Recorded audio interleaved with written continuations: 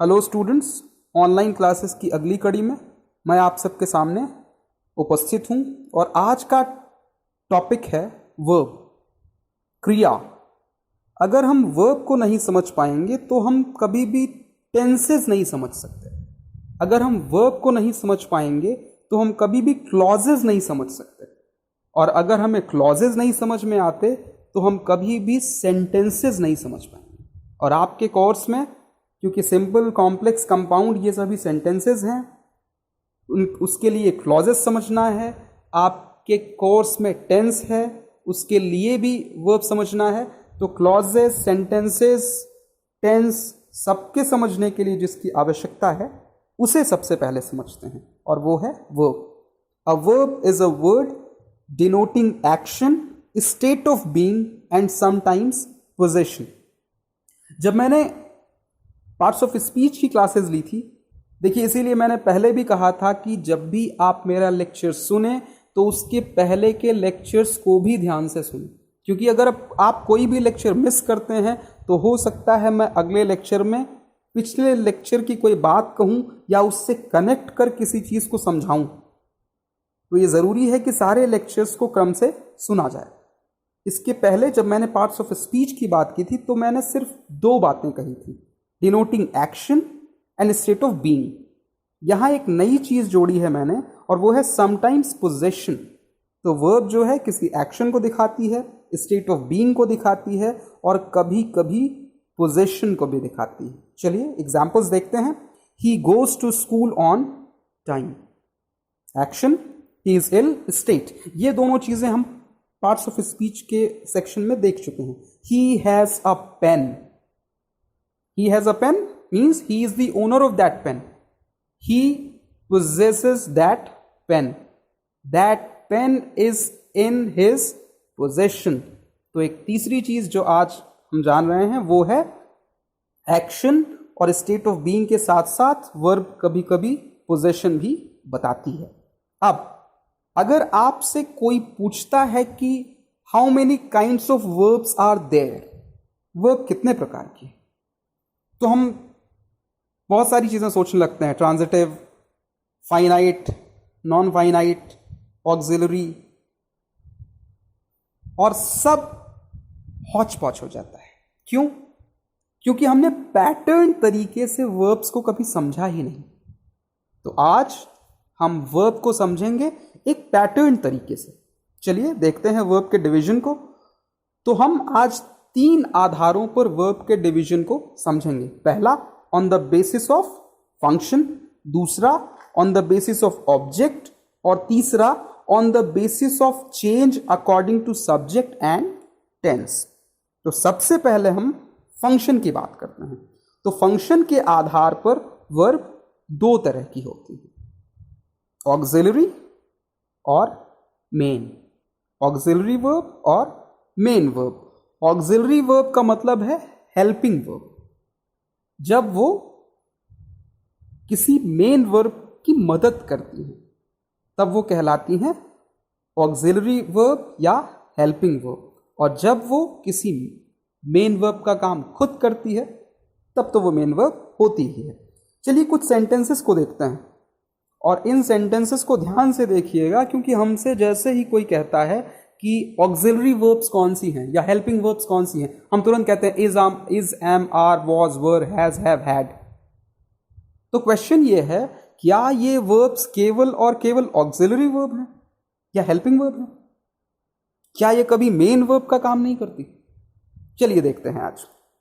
He is writing a book, वह एक किताब लिख रहा है। तो मेन काम हो रहा है लिखने का, और इज यहां पर राइटिंग का सपोर्ट कर रहा है, और क्योंकि इज है सपोर्टिंग रोल में तो यहां पर is working as a helping verb.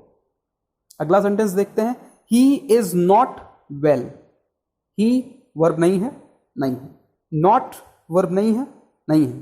Well verb है या नहीं है? वेल, चलिए वेल भी वर्ब नहीं है। तो इस सेंटेंस में इस के अलावा कोई भी वर्ब नहीं है। तो in this sentence the word is acting as a main verb. ठीक इसी तरह अगले सेंटेंस में he has a pen, has is working as a main verb. तो helping verbs is, am, are, was, were, has, have, had भी कभी कभी main verb का काम करती हैं।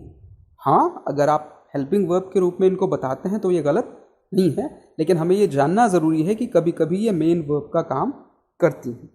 चलिए, अब अगला जो डिवीजन है वर्ब का वो है ऑब्जेक्ट के आधार पर। ऑब्जेक्ट के आधार पर मतलब दो तरह की वर्ब्स हैं, एक वो वर्ब्स जिनका ऑब्जेक्ट होता है और एक वो वर्ब्स जिनका ऑब्जेक्ट नहीं होता। तो ट्रांजिटिव और इनट्रांजिटिव। ट्रांजिटिव को हम कहते हैं सकर्मक और इनट्रांजिटिव को हम कहते हैं अकर्मक। मैंने इसकी हिंदी स्पेशली इसलिए बताई कि इंग्लिश में कंफ्यूजन हो भी सकता है, लेकिन अगर हम हिंदी जानते रहेंगे तो कोई भी कंफ्यूजन नहीं होगा। सकर्मक विद कर्म, अकर्मक विदाउट कर्म। ठीक, तो it takes an object. Transitive verb it takes an object and intransitive verb it is without any object. देखते हैं, बात फिर वही है, ध्यान फिर देना है। क्या हम किसी वर्ब को सिर्फ ऐसे ही बता सकते हैं कि वो ट्रांजिटिव या इनट्रांजिटिव है? बता सके तो भी मत बताइए। किसी भी सेंटेंस में उसका प्रयोग करिए या किसी भी सेंटेंस में उसका प्रयोग देखिए और ये देखिए कि क्या इस वर्ब के साथ ऑब्जेक्ट है। अगर है तो ट्रांजिटिव। क्या इस वर्ब के साथ ऑब्जेक्ट नहीं है? अगर नहीं है तो इनट्रांजिटिव। रटना नहीं है, क्योंकि बहुत सारी वर्ब्स ऐसी हैं जो सिर्फ और सिर्फ ट्रांजिटिव हैं, बहुत सारी वर्ब ऐसी हैं जो सिर्फ और सिर्फ इनट्रांजिटिव हैं, लेकिन बहुत सारी वर्ब्स ऐसी भी हैं जो ट्रांजिटिव और इनट्रांजिटिव दोनों हैं। चलिए एग्जांपल्स देखते हैं। The driver stopped the train. The driver stopped the train. The train object है, transitive. The driver stopped suddenly adverb है, ऑब्जेक्ट नहीं है, ठीक, तो intransitive. The lion fought with the wolf. Wolf object है, transitive. The lion fought bravely adverb है, object नहीं है, इनट्रांजिटिव। तो ऑब्जेक्ट्स के आधार पर अगर हम बात करें तो वो दो तरह की है, ट्रांजिटिव और इनट्रांजिटिव। अब आते हैं हम तीसरे डिवीजन पर, verb changes according to the subject and tense. ये बहुत ही इंपॉर्टेंट है और अगर इसको हम नहीं समझ पाए तो हम कभी भी क्लॉजेज नहीं समझ पाएंगे। अगर हम इसको नहीं समझ पाए तो कभी भी हम कॉम्प्लेक्स और कंपाउंड सेंटेंसेस को नहीं समझ पाएंगे, क्योंकि प्रायः आपको डेफिनेशन दी जाएगी और उसमें साफ साफ कहा जाएगा कि वे वाक्य जिनमें एक फाइनाइट वर्ब हो या वे वाक्य जिनमें एक नॉन फाइनाइट वर्ब हो। तो वे वाक्य जिनमें एक फाइनाइट वर्ब हो या वे वाक्य जिनमें एक नॉन फाइनाइट वर्ब हो को समझने के लिए यह समझना जरूरी है कि फाइनाइट वर्ब क्या है और नॉन फाइनाइट वर्ब क्या है। चलिए एक बेसिक आइडिया हम इसका डेवलप करते हैं, बाकी तो जब हम क्लॉजेस पढ़ेंगे, जब हम सेंटेंसेस पढ़ेंगे, जब हम सिंपल को कॉम्प्लेक्स में, कॉम्प्लेक्स को कंपाउंड में बदलना सीखेंगे, तब इन चीज़ों का वृहद ज्ञान होगा, लेकिन एक बेसिक आइडिया हमको होना ज़रूरी है। फाइनाइट वर्ब सीधी सी बात है, changes according to the subject and tense. तो कोई भी वर्ब जो खुद को सेंटेंस के सब्जेक्ट और सेंटेंस के टेंस के हिसाब से चेंज कर लेती है वो है फाइनाइट वर्ब। देखिए, he goes to school, he goes to school. अब ही को हमने चेंज किया दे में, तो वर्ब चेंज हो गई गो में, यानी इसने अपने आप को सब्जेक्ट के हिसाब से चेंज किया। अब हमने सब्जेक्ट को चेंज किया और वर्ब चेंज हो गई, इसका मतलब वर्ब फाइनाइट है। They went to the school, tense change हुआ और टेंस के हिसाब से वर्ब ने खुद को चेंज कर लिया। तो क्या हो गया, गो कौन सी वर्ब हो गई, फाइनाइट, क्योंकि वो खुद को टेंस के हिसाब से चेंज कर रही है। अब आप अगले सेंटेंसेस में देखिए, ही लाइक्स टू रीड, हमने सब्जेक्ट चेंज किया, they like to read, likes तो लाइक में बदल गया, लेकिन टू रीड पहले भी टू रीड था और अब भी टू रीड है, यानी टू रीड में कोई भी परिवर्तन नहीं हुआ। चलिए, हो सकता है ये सब्जेक्ट के हिसाब से ना बदल रहा हो, टेंस बदलने पे बदल जाए। देखते हैं, दे लाइक्ड टू रीड, हमने टेंस बदला लेकिन इसके बाद भी टू रीड में कोई चेंज नहीं आया। इसका मतलब टू रीड अपने आप को बदलने के लिए तैयार नहीं है, ना सब्जेक्ट के हिसाब से और ना ही टेंस के हिसाब से। तो अगर ये खुद को सब्जेक्ट या टेंस के हिसाब से बदलने को तैयार नहीं है, इसका मतलब सब्जेक्ट और टेंस का इस पर कोई प्रभाव नहीं है। और ऐसी वर्ब जिस पर सब्जेक्ट और टेंस का प्रभाव नहीं पड़ता वो कहलाती हैं नॉन फाइनाइट वर्ब्स, वो कहलाती हैं नॉन फाइनाइट वर्ब्स। और ये वर्ब के फॉर्म में होती हैं, लेकिन एक्ट किसी और पार्ट्स ऑफ स्पीच की तरह करती हैं। ठीक, चलिए देख लेते हैं नॉन फाइनाइट वर्ब्स कौन कौन सी होती हैं। ये 3 प्रकार की हैं, जेरंड, इन्फिनिटिव और पार्टिसिपल। जेरंड, इन्फिनिटिव और पार्टिसिपल। जेरंड कैसे बनता है, वर्ब की फर्स्ट फॉर्म में आईएनजी लगाने से। वर्ब की फर्स्ट फॉर्म में go, went, gone, first form go, go में आईएनजी लगाया, गोइंग बन गया जेरंड। इन्फिनिटिव 2 प्लस वर्ब की first form, 2 plus go, went, gone, first form go, to go बन गया infinitive. Infinitive acts as a noun. Infinitive acts as a noun. ये हमें याद रखना।